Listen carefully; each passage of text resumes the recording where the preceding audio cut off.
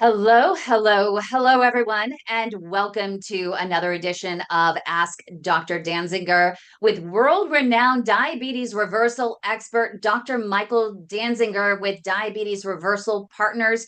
He is actually licensed in many states, including New York. Now, New York, excited about that. New Hampshire, Massachusetts, Virginia, Minnesota, and Florida. So if you have Medicare and Medicare Advantage PPO plans, he can be your own personal coach to help you reverse your type 2 diabetes. We've had several people in our network with the Global PAD Association that have worked with him, and they're seeing remarkable results. And what's great about him is that he believes that all different diets can work. It's just a matter of finding the diet that works for you, that you are going to stick with. And that's really key. So make sure to check out diabetesreversalpartners.com and you can find out more about his practice and see if he can help you out. Today, we're talking about artificial sweeteners versus sugar, and it's a really big topic right now. This is not a political discussion. I don't care where you fall in terms of your politics. I'm looking at the movement right now, which is the Make America Healthy Again movement with Robert F. RFK. Robert F. Kennedy Jr. with him at the helm as the health secretary. He really wants to remove all artificial sweeteners, colors, all of the above, processed foods. He wants to make things more natural and more wholesome. And I know that's music to the ears of Dr. Dansinger because it's something we talk about all the time. But with artificial sweeteners, you have Coca-Cola. They just came out and said, hey, we are going to now have a real sugar version versus high fructose corn syrup version of their Coca-Cola, much like what's in Mexico as well. I still have a feeling, Dr. Dansinger, so many patients are still going to think that drinking the Diet Coke with more artificial sweeteners are healthier than having the real cane sugar in the real Coca-Cola versus the high fructose corn sugar. I don't know. I don't even know if any of this makes sense. There's so much to take in. Great intro, Kim. Thanks for the opportunity to have this conversation. I'm hoping to take questions from the audience today, but I think a good starting point for the conversation is that there's a lot of mixed feelings about artificial sweeteners, also known as non-nutritive sweeteners. So these are basically calorie-free sweeteners like saccharin and aspartame and sucralose and stevia and others. So I would say that these occupy sort of a middle ground, and there's a lot of mixed feelings about that. So I think they're not as bad as sugar, but they're not completely benign. So that's a good starting point for our conversation. What's wrong with regular sugar? And why isn't Coke healthy if they're switching from high fructose corn syrup to real sugar? So sugar sweetened beverages are a major problem for the health of the United States. I think most middle school kids could tell you that. And, I think everyone could recognize that water is a healthier beverage than soda. But what is it exactly about the sugar that's in soda that's such a problem? So it raises blood sugar in people with diabetes. It raises heart disease risk. It raises all sorts of metabolic problems that are related to obesity. And so sugar is in our diet is a major source of calories, and it fuels hunger and appetite. And so there's a lot of research showing that sugar is one of the drivers of the metabolic problems in the United States. Heart disease, the leading killer of men and women, high blood pressure, stroke risk, all cancers, all the bad chronic diseases are associated either directly or indirectly with sugar. And artificial sweetener or uh, sugar sweetened beverages accounts for about half of the sugar in the American diet. And it's not about just the sugar, it's the amount of sugar. And sugar is hidden in so many different things. I know we've talked about it before. You don't even realize that in some iodized salt, there's dextrose, it's sugar. There are all kinds of different names for sugar that you may not realize. I'm not sure if you can go through some of those to help people be aware that when they're checking the ingredients label, to look out for some of those little sneaky names, including the high fructose corn syrup. Yeah, Americans on average consume about 130 pounds of sugar per year in a wide variety of forms. And so that averages about 30 teaspoons per day of sugar on average. Some people have 3 times that much, and some people have a third of that much. But on average, it's coming in the form of high fructose corn syrup, or there's maybe about 10 different ways that ingredient labels, talk about different forms of sugar, and they're all fairly similar once they get into your body. They're um, a glucose molecule linked to a fructose molecule in a 50-50 combination. And so whether it's coming from honey or jam or high fructose corn syrup or sugar cane or sugar beet, or, it's sugar, sugar, sugar, sugar, sugar everywhere, every day in many different forms. And the key is, are you eating processed foods that come in packages and jars and et cetera? Or are you eating fruits and vegetables and healthy protein, things that have one ingredient versus things that have 10 ingredients? That's the key difference. It's so interesting you say that, because just the other day I was in the freezer section thinking I was going to just pick up some French fries, just the sweet potato fries. Every once in a while I like to have a few sweet potato fries, and I bake them in the oven, and I noticed there was sugar in one of the ingredients. I couldn't believe it. I was thinking I was doing something good and picking it up. And I was like, no, I'm putting that back. I don't want additional sugar. I'd rather cut my own sweet potato, get Yeah. one of those little French fry mandolins, make my own French fries and stick them in the oven versus In fact, buying. some brands of sweet potato fries are potatoes, white potatoes that are just sweetened, and they're called sweet potato fries. What? Just one of hundreds of examples of how the food industry is sneaking sugar into all sorts of things because sugar sells. It's natural for us to want to buy and consume foods with sweetness to them. And so it's in ice cream, it's in all sorts of, sweet and savory things. It's in the breads and the crackers. It's in so many places.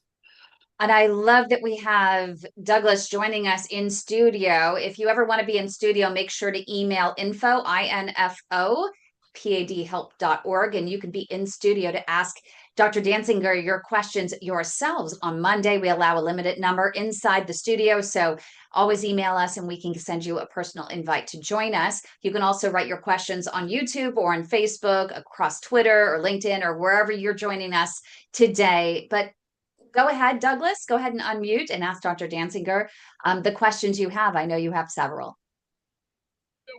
And I think y'all kind of answered, because first of all, I keep thinking every time you sit out at a restaurant at a table and you order tea, it's either sweet or unsweet. If it's unsweet, you look at that little box, they have 6, 7 different type of sweeteners in it.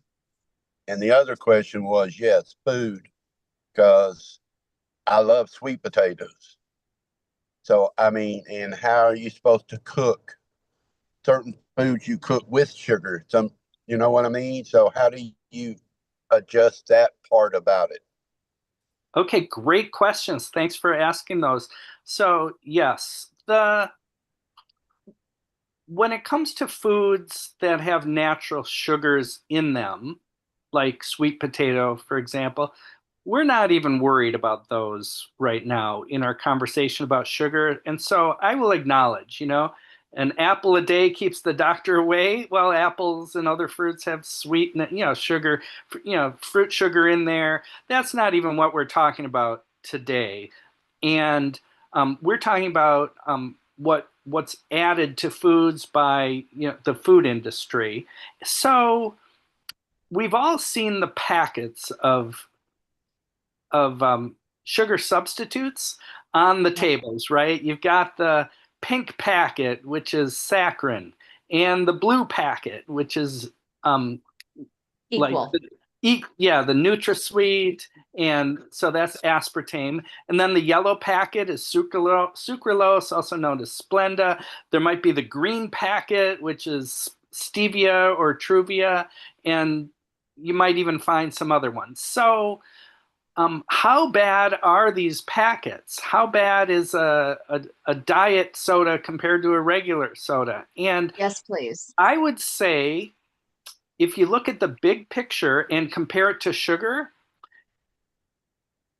it's a middle ground. And so I think the evidence points to these packets as being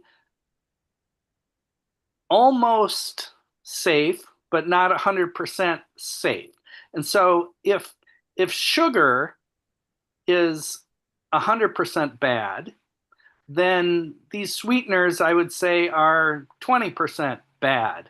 So not nearly as bad as sugar, but not completely off the hook when it comes to what research studies show. So research studies show that sugar fuels all of these diseases, starting with dental cavities. But it fuels heart disease and diabetes and Alzheimer's.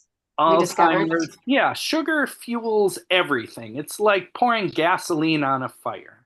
So the question, I guess, so I order unsweet tea, or yes. I make unsweet tea, and if I add 2 packages, it's not sweet enough, so if I add 2 more, am I going wrong direction then, right? So are you adding sugar packets or are you adding like A couple of years ago we heard that some of those I remember, I think it was Asperger, I don't remember which one, but they said it's bad for you, and they wanted to take them off the tables and stuff. So that's kind of, for those of us that like tea, yes, sweet tea preferably sometimes. Yeah. So it's like, where can I draw the line in how sweet do I make it and make it healthy for me, but have that little extra taste that I like? So, yes, if you want your tea sweetened, then the artificial sweeteners or the non-nutritive sweeteners, I think, are better than the sugar. So the best one is stevia or truvia. So you might see that in the green packet. You can add a couple of those, and a lot of people want to do that because they want a little sweetness in there, including me. I like the taste of sweetness, and I don't want all that sugar in my tea, but I don't want to just drink it completely unsweetened because I would prefer to put a couple of stevia packets in there, or even the yellow Splenda packets. So I'll admit I have Splenda, and because I enjoy it. So is it 100% safe? We don't know for sure. So to pull it off the market, in my opinion, would be extremist. There's not enough research to show that these non-nutritive sweeteners are a major problem. I think they're except if they're used in high quantities, but you aren't using them. Everything in moderation. If you're putting a couple of sugar packets into your coffee in the morning or into a glass of iced tea, but if you're drinking a gallon of iced tea with about 10 packets, probably not the best That's a good point. idea, right? That's a good It's point. just A little bit, but even then, you had mentioned in a previous episode on artificial sweeteners that you even prefer the natural drops of stevia versus even the processed packets. So the natural stevia in liquid form. It Yes. comes in a little dropper. Yeah, I stand by that. And so some people just don't like the aftertaste, or, the drops that aren't necessarily, widely available, but you can have them at home and use them. I was looking into how much artificial sweetener do Americans consume compared to sugar. And so I had said the average amount of sugar consumption per day in all different forms is equal to about 30 teaspoons.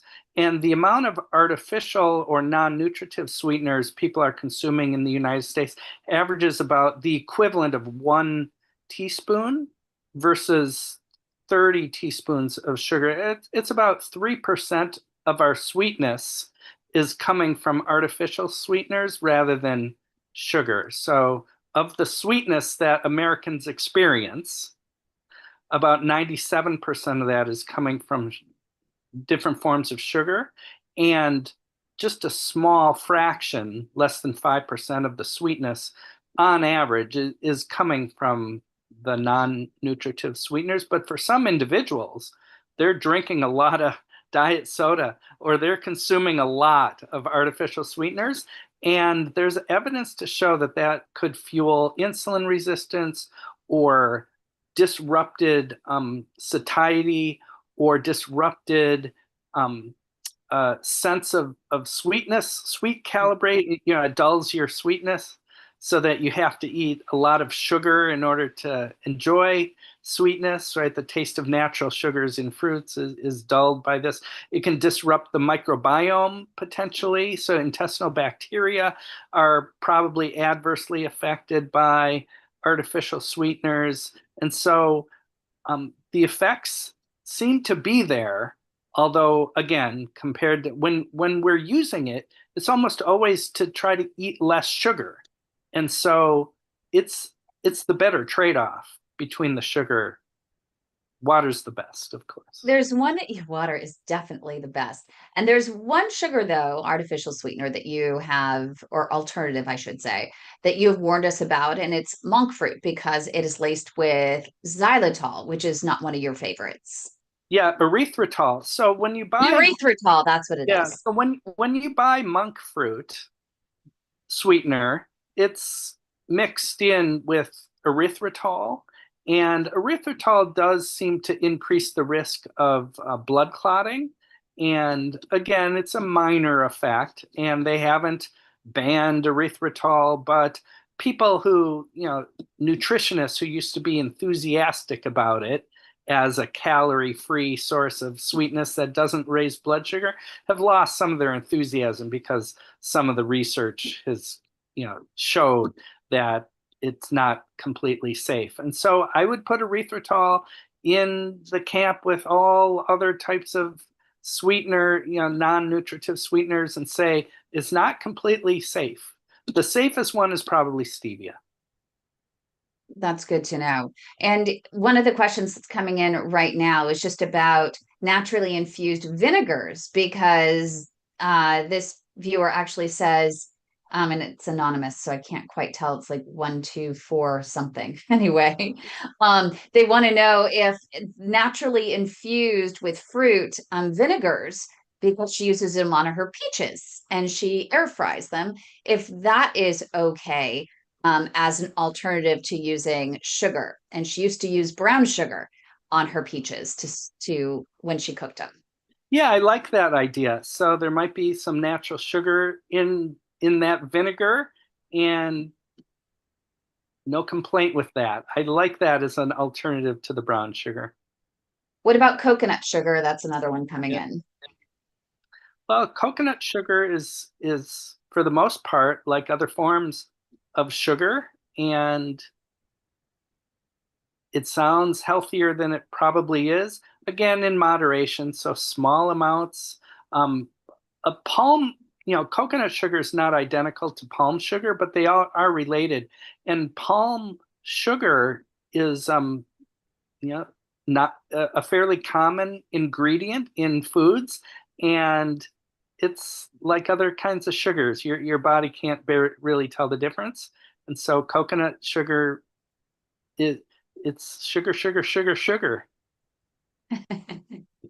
And that's just trouble. It's better to train your taste buds into, I mean, for the most part, I used to go to get a latte every single day. I would get the 4 pumps, start out with the 4 pumps of vanilla with pure sugar. And then I went to the sugar free, which was it was even worse using, their artificial sugars that they use in a lot of these processed products. It's not like using natural stevia that you're talking about. It's whatever chemical comes to mind that they're using inside those big bottles of vanilla.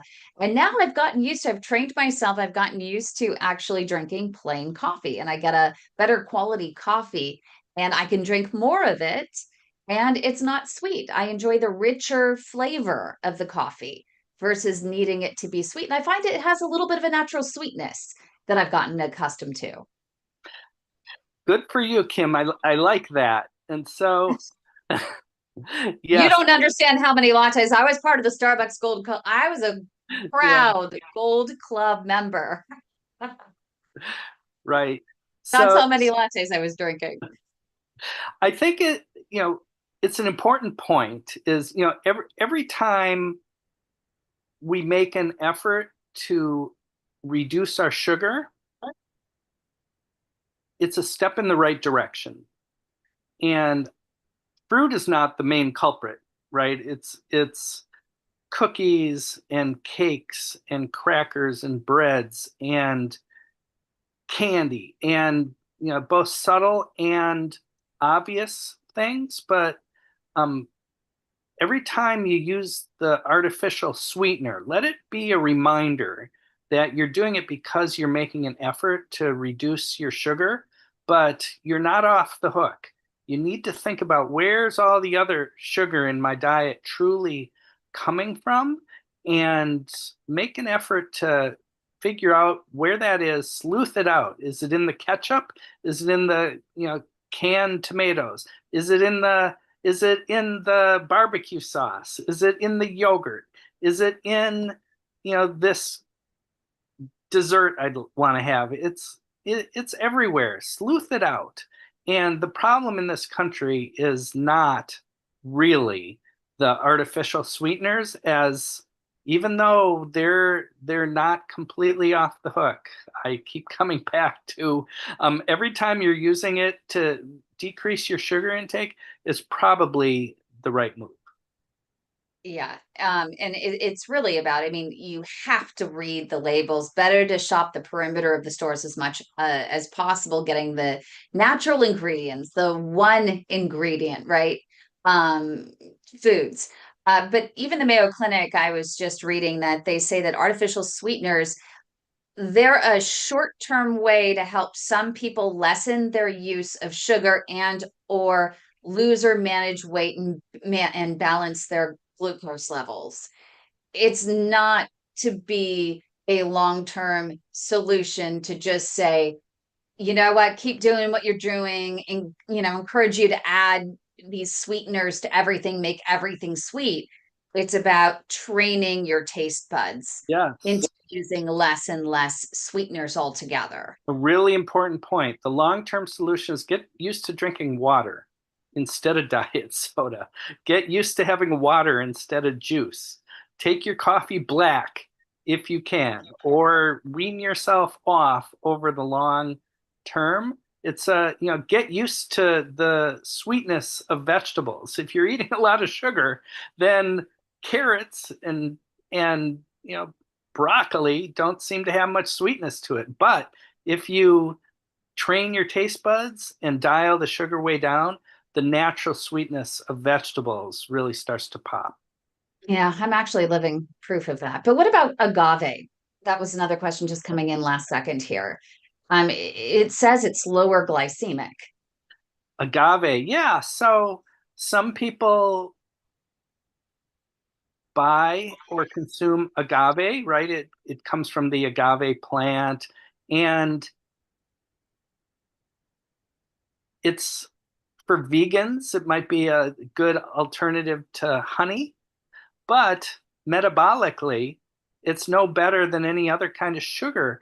In fact, some people might even say it's worse because it's, although it doesn't spike your blood sugar direct as severely as, a tablespoon of agave might not spike your blood sugar as severely as a tablespoon of high fructose corn syrup, but there's more fructose in agave, and that's bad for your liver. Your liver hates when you're eating fructose outside of, just fruit.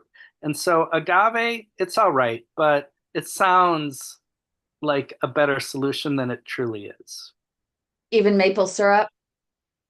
Saying sugar, sugar, sugar, sugar. So maple syrup, is it better than artificial sweetened? Is it better than, commercially prepared syrup? Maybe, but not that much. It's mainly sugar. Honey, what about honey? So honey it's natural, but it's still sugar. And so if you use a small amount as a condiment. Yep. Well, thank you so much. Any final thoughts before we end this episode? This has been a really enlightening episode. I love this conversation. We could have this one over and over and over again. I think it's so important. I guess my final thought is this, about 20 years in 2006, I had similar interviews and conversations, where I wrote about artificial sweeteners. And I said 20 years ago, no one would be surprised if 20 years from now we found out that artificial sweeteners are worse than we thought. And here it is, I'm looking back, and 20 years later, we're seeing weak signals backed up by science that's saying these artificial sweeteners are not entirely benign, but the signal, the research about sugar is even worse than I would have expected from 20 years ago. And so artificial sweeteners, they have a place. They can help people in the long term. They're not so great, but if you're using them to help you cut down your sugar, there's definitely a role for that. Kim, do you have final thoughts? Yeah, I just want to make sure that everyone who's listening, make sure you like this video, subscribe to our channels. We're live, we're simulcasting on 2 different channels. Don't forget to subscribe to Dr. Dansinger's channels for incredible content such as this, youtube.com/the little @ sign, and it's Michael Dansinger, MD. So make sure you subscribe to his channel, subscribe to our channel as well, youtube.com/the @ the way to my heart. And visit his website at diabetesreversalpartners.com. And he is available again for Medicare and Medicare Advantage PPO plans in New York, in Minnesota, in Virginia, in New Hampshire, in Massachusetts, in Florida. And we're hoping, I'm crossing my fingers for Ohio very soon. And I know Douglas on here is crossing his fingers for Texas at some point. But we're hoping to have you spread all the way across the nation and have your services for diabetes reversal available to everyone. Thank you for all you do, Dr. Dansinger. We really appreciate you.